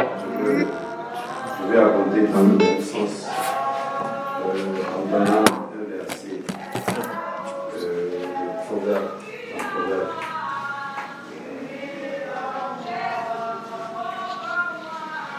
Oui, je veux abonder dans le même sens pour compléter un verset. Proverbe 20 au verset 24.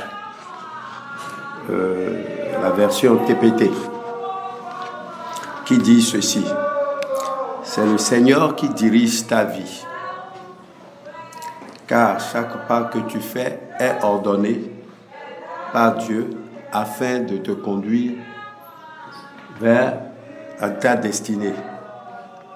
Une grande partie de ta vie demeure un mystère. Donc, quand nous faisons recours à ce verset, ça veut dire que nous ne nous dirigeons pas nous-mêmes. Nous ne nous conduisons pas nous-mêmes. C'est le Seigneur qui nous conduit. C'est le Seigneur qui dirige nos pas. Nous pensons que les pas que nous faisons, que c'est nous-mêmes qui les ordonnons. Or, nos pas sont ordonnés par le Seigneur. Et lorsque nos pas sont ordonnés par le Seigneur, le but, c'est pour nous amener vers la destinée glorieuse que lui il a réservée pour nous. Le but, c'est pour nous amener vers cet dessein que lui, il a résolu dès avant les temps éternels pour nous. Donc, nous ne nous conduisons pas nous-mêmes. Nous ne nous dirigeons pas. C'est le Seigneur qui nous dirige. C'est le Seigneur qui nous conduit. Nous vivons seulement. Et c'est le Seigneur qui se soucie de nos vies. Nous n'avons pas à nous soucier de nos vies. Voilà ce que je veux compléter. Amen. Amen. D'autres interventions? Est-ce qu'il y a d'autres interventions?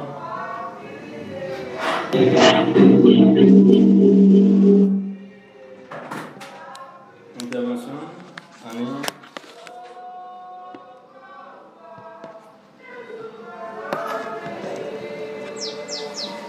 Il n'y a pas d'autres interventions?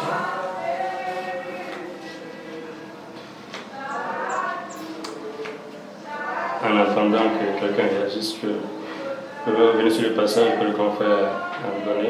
Proverbe 24, ouais, il dit, c'est le Seigneur qui dirige votre vie, car chaque pas que vous faites est ordonné par Dieu.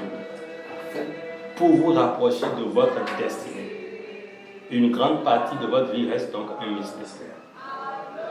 Ouais. Là, encore une fois, il n'est pas dit demandez au Seigneur de diriger votre vie. Pourquoi je disais au début qu'il y a beaucoup de soi-disant prières que nous faisons qui en réalité sont des injures en Dieu. Mais nous pensons que ce sont des prières pieuses. Yes. Oh, dirige-moi ou bien conduis-moi. Qui connaît ça? Conduis-moi, Saint-Esprit de Dieu.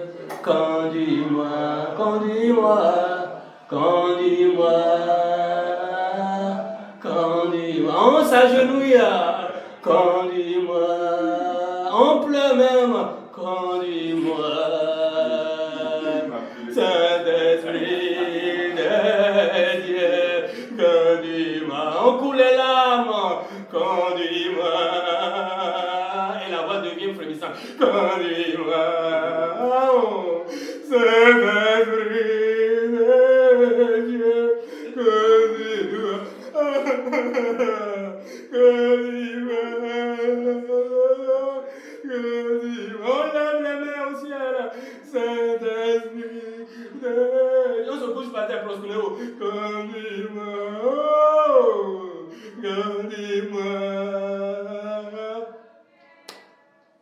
Et quand tu finis là, tu dis yes, l'adoration était puissante de lui.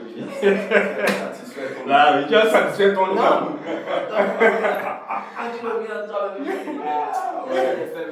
Tu as satisfait ton âme.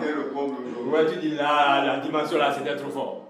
Ah non, j'ai touché le cœur de Dieu aujourd'hui. C'est sûr, maintenant il va me conduire. Ah, donc c'est parce que tu t'es poussé par terre, tu t'es roulé par terre, tu as pleuré. Hein, tu as versé toutes les larmes de ton corps, tu as crié, gémi, que donc c'est à cause de ça que lui va consentir à te conduire. Donc si tu ne faisais pas toutes ces gymnastiques là, Dieu ne va pas te conduire, ne va pas diriger ta vie. Ouais, c'est une injure. Oui, le passage nous dit clairement que c'est le Seigneur qui dirige votre vie. C'est un fait. Il dirige. Présent continuel. Oui, c'est un présent continu. C'est ça. Ce n'est pas il dirigeait ta vie. Non. Ça ne s'arrête pas, ça ne dépend pas de ce que tu fais ou ne fais pas. Ce n'est pas Dieu a cessé de diriger ta vie parce que tu as commis tel acte, parce que tu as fait ci, non. Que tu commettes un acte ou pas, il dirige ta vie. Bon, ok, on dit, chaque pas que vous faites est ordonné par Dieu. Donc, maintenant, donc, quand tu parles de tu as commis un acte ou bien quelqu'un a commis un acte, bon, l'acte commis là, qui a ordonné ça? Hein? La Bible dit chaque pas que tu fais est ordonné par lui. Ça veut dire que chaque acte que tu poses aussi est ordonné par lui. Parce que qu'est-ce qu'on entend par pas que tu fais? Les pas que tu fais là, c'est quoi? C'est pas quand tu poses ton pied. Non, c'est pas normal. Non, mais c'est ton quotidien, les actions, tout ce que tu fais au quotidien, c'est lui qui l'ordonne. Quelles entreprises? Tout ce que tu entreprends, tout, c'est lui qui ordonne. C'est quoi tu appelles bien? Il n'y a même pas de Dieu. C'est lui qui ordonne tout. Et il précise pour quel but? Il dit pour te rapprocher de ta destinée. Donc, il y a une destinée qui est propre à toi. C'est ça. Mais ta destinée n'est pas ma destinée. Non. Donc pourquoi je vais te tirer à balles réelles parce que tu fais ci? C'est quelqu'un qui t'a créé. C'est quelqu'un qui dirige tes pas. C'est quelqu'un qui te dirige, qui ordonne les pas que tu poses. Si c'est bon pour la personne, demain quand Jean, qu'est-ce que tu sais? Si c'est bon pour lui, si c'est bon pour Dieu, c'est bon pour nous. Si c'est pas bon pour Dieu, Dieu va arrêter que tu fasses ce pas-là. Parce que tout lui est soumis. Personne ne peut poser un pas sans que Dieu ne l'ait ordonné. Dieu n'est pas notre petit copain du quartier. Arrêtons de prendre Dieu pour notre petit copain du quartier. Dieu est le Tout-Puissant. Qu'est-ce que tu peux faire ici-bas sans que Dieu ne l'ait ordonné? Tu penses ça? Qui dira qu'une chose arrive? Qui dira quelque chose avec ça que l'Éternel l'a ordonné? Qui peut oser dire? Qui? Ce n'est pas possible. C'est normal que, humainement parlant, il y a des situations déjà pour poser des actes et tout que tu ne vas pas apprécier. C'est normal, c'est logique. Et tu vas le faire de reproche, on est d'accord. Parce que qui t'amène le mal à le faire de reproche? C'est toujours lui. Donc, sois détendu. Mais ne juge pas ton prochain sur la base de ce qu'il a fait. C'est ça mon point. Et ne te juge pas toi-même aussi sur la base de ce que tu fais ou de ce que tu n'as pas fait. C'est quelqu'un qui nous fait faire toutes choses. Et la même personne qui te fait faire ça, demain peut encore utiliser une autre personne qui va encore venir t'amener à dire ce que tu fais là, c'est pas bon, arrête de faire ça. Oh, accepte. Tu ne vas pas dire non, ah non, c'est lui qui m'amène à faire, donc je continue à faire. Non, non, c'est pas ça. Non, ah, tu es dans l'ignorance, c'est pas ça. C'est lui qui t'amène à faire. Et il peut encore demain décider de dire bon, arrête ça. Le même qui dit c'est quoi? Il dit à Nathan d'aller voir David. Nathan va voir David. Après, le même dit encore à Nathan, retourne encore voir David. Comment on peut humilier les gens là? Regarde le cas d'Ézéchias aussi. Il envoie le prophète c'est Ézéchias pour dire Ézéchias, tu vas mourir. Ce n'était pas une prophétie du prophète. C'est une prophétie venant de Dieu lui-même.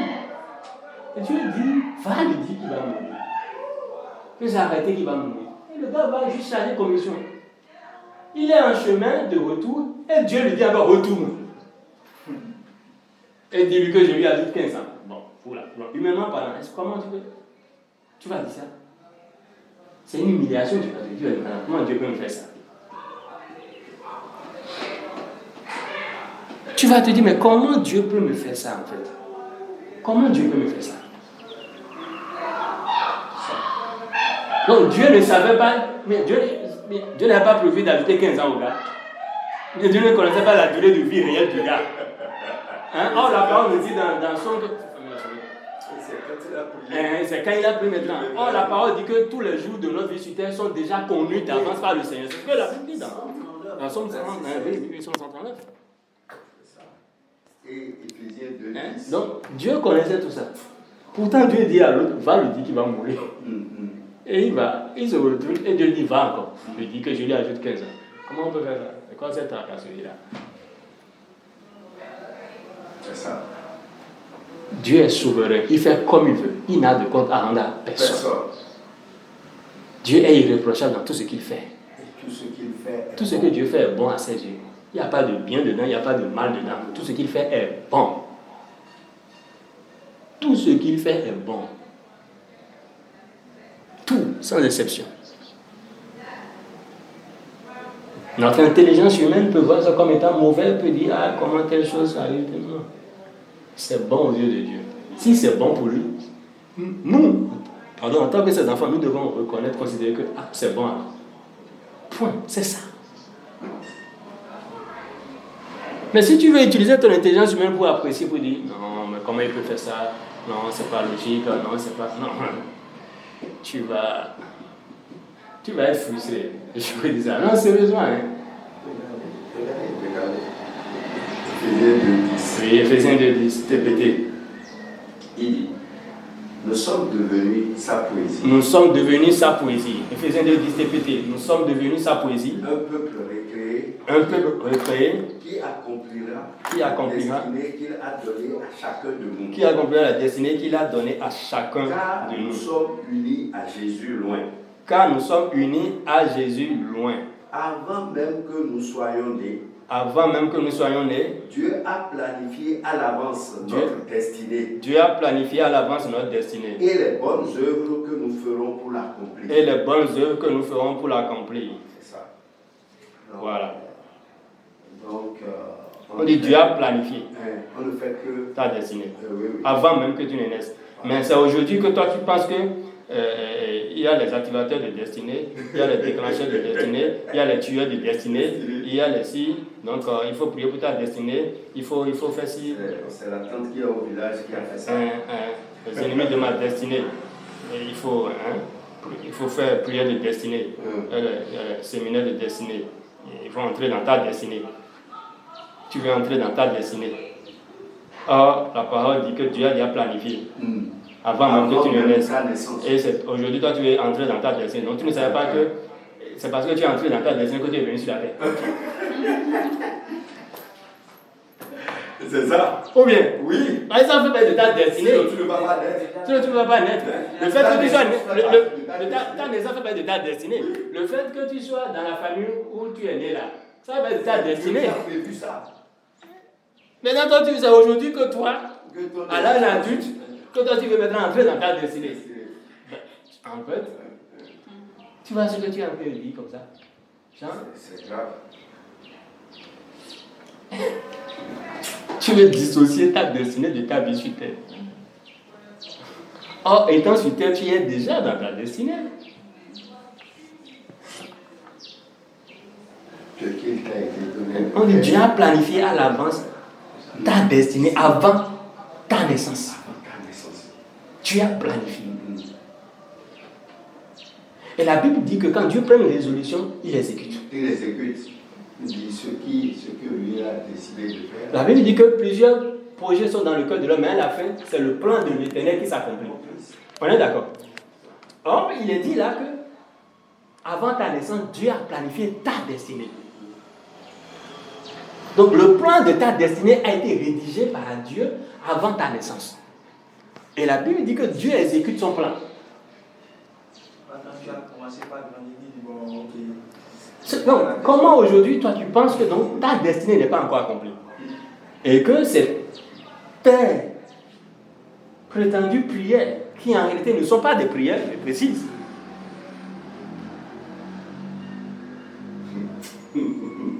Qui en réalité ne sont pas des prières. Ce sujet de prière là, il faut qu'on joue un point instant pour vraiment parler sur la prière. Parce que beaucoup font des choses. On dit des choses qu'on appelle prières qui ne sont pas des prières. Quoi. Non mais sérieux. Ce ne sont pas des prières. Tu penses que c'est par tes soi-disant prières là que tu vas entrer dans ta destinée. Et destinée là, tu définis ça comment? Le contenu de la destinée, tu connais ça? Tu ne peux pas connaître. Selon ce que toi tu vois à l'extérieur, c'est ça qui t'amène à définir toi ta destinée. À dire ma destinée c'est celle-ci. Qui t'a dit que c'est ça ta destinée? Ta destinée ne dépend pas de toi. Ta destinée ne vient pas de toi. Et personne ne peut modifier. C'est ce que Dieu a prévu qu'il fait. C'est ce il regarde chacun, il dit, bon, voici toi ta destinée, ainsi de suite. Et il n'y a personne, la Bible dit quand Dieu a pris une résolution, qui peut s'y opposer? Donc, Dieu a planifié toi ta destinée, et tu penses qu'il y a quelqu'un qui peut s'opposer à ça? À un moment donné, non, si c'est le cas, dis tout le monde va aller voir cette personne-là, on va l'adorer et laisser Dieu. Je suis désolé. S'il y a un être dans tout l'univers capable de remettre en cause, de même retarder l'exécution, l'accomplissement de ce que Dieu, le déroulement de ce que Dieu a planifié, prévu pour toi dans ta destinée, s'il y a un être dans tout l'univers capable de retarder ça, d'empêcher ça, de bloquer ça, de détruire ça, de nuire à cela, alors là, Dieu n'est plus Dieu.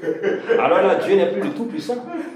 Montrez-nous le chemin d'une telle personne, on va alors tous nous rouiller vers elle et pour l'adorer. Oui. Mais gloire à Dieu de ce que Dieu est Dieu. Dieu est Tout-Puissant. Et rien ni personne ne peut retarder, ralentir, s'opposer, bloquer, détruire, nuire à ce que Dieu a planifié te concernant, me concernant, nous concernant. Rien ni personne dans tout l'univers. Rien ni personne. Rien ni personne. Tu montes, tu descends. Il n'y a rien ni personne dans tout l'univers. Voilà pourquoi c'est une perte de temps de parler d'ennemis de ta destinée. C'est une perte de temps de dire que tu pries contre des ennemis de ta destinée. Bon, quand tu pries, pourquoi ne pas prier pour les amis de ta destinée? On identifie, il y a des séminaires, il y a des programmes, des enseignements où on te dit, on t'apprend, on te donne les ennemis de ta destinée. On te cite les ennemis de ta destinée. Mais je n'ai pas encore vu un enseignement où on a cité aux gens les amis de leur destinée. Hein? On a une facilité déconcertante à citer les ennemis de la destinée. Mais on arrive, on a du mal à identifier et à parler des amis de la destinée.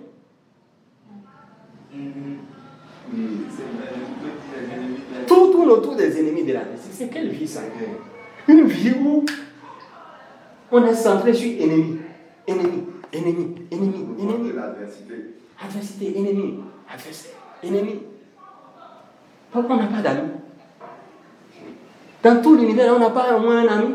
Et on ne finit pas vivre une vie de peur. Oui, mais c'est une vie de peur parce que chaque fois que tu penses que tu as des ennemis, tu vivras constamment dans la peur, dans l'incertitude, dans l'inquiétude. Ta vie qui est en Christ, la Bible dit que Christ est notre vie. Et tu penses que le prétendu Satan a volé, s'il existe, a volé quelque chose dans ta vie. Donc ça veut dire qu'il a volé quelque chose en Christ. Parce que Christ est notre vie, c'est ce que les Écritures nous apprennent, non? Hein? Et donc il a volé quelque chose en Christ. Il a volé quelque chose dans ta vie. Or, Christ est ta vie. Et tu es en Christ. Et Christ est en toi. Tu es en Christ. Et un prétendu Satan est venu voler dans ta vie. Il est entré en Christ. Il a passé par où? Il a éventré Christ. Parce que tu es dans les entrailles de Christ. Donc il a éventré Christ pour accéder à toi et te voler. C'est qu'il a dû éventrer Christ parce que tu es dans les entrailles de Christ. Est-ce que c'est possible? Alors que c'est Christ qui a créé toutes choses. Et le drame, c'est que en fait, quand tu crois en ça, tu conçois ça, ta vie ressemblera vraiment à ce qu'on est en train de voler dans ta vie. Or, on ne vole pas dans ta vie. Mais toi-même, tu crées ça en fait. Toi-même, tu crées ça. C'est ce qui se passe. Et malheureusement, quand les gens eux-mêmes, ils créent ça, ils prennent ça pour justifier encore. Pour dire, c'est ça, voici la preuve que le diable vole dans ma vie. Oh non, c'est toi-même, il n'y a pas un diable. Toi-même, tu te fabriques un diable imaginaire et tu te fabriques un vol imaginaire dans ta vie. Et ça se manifeste. Parce qu'il te sera fait selon ce que tu crois. Parce que tu es créé à l'image, à la ressemblance de Dieu, et Dieu est créateur, et tu es son image. Donc tu as ce pouvoir créateur des choses aussi. Donc c'est toi-même qui... Ça s'appelle l'autodestruction. Tu es en train de t'auto-détruire toi-même. Donc en fait, s'il y avait un ennemi de ta destinée, c'est toi-même quoi. Il n'y a pas un diable, un démon, un sorcier, ou un féticheur, un occultiste, un ésotériste, quelque part, un illuminati qui fait quelque chose contre toi. Non, c'est toi-même. Et malheureusement, beaucoup par leur propre prière. La Bible dit, ce n'est pas ta parole que tu seras justifié, ce n'est pas ta parole que tu seras condamné, ce n'est pas quelqu'un d'autre, ce n'est pas un diable, un démon. Personne n'a ce pouvoir. Personne ne peut te condamner. Personne dans tout l'univers. C'est ta parole. Qu'est-ce que tu dis dans ce que tu appelles prière? Qu'est-ce que tu sors de ta bouche? Contrôlons nos propos. Contrôlons nos paroles. Qu'est-ce que tu dis sur ta vie? Qu'est-ce que tu dis sur toi-même? Toi-même, tu dis que tu es un malheur. Mais tu appelles le malheur. Il n'y a pas un malheur, tu l'appelles sur toi-même. Toi-même, tu dis que c'est comme s'il y a une malédiction sur ta vie. Toi-même, tu appelles la malédiction sur ta vie.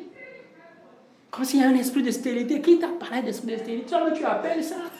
Et tu vivras ça. Pas parce que ça existe. Pas parce que c'est quelque part. Mais parce que tu l'as créé. Tu as mené à existence ce qui n'existait pas. Et tu vas vivre ce qui n'existe pas. Parce que tu l'as amené toi-même à existence. Dans ta vie.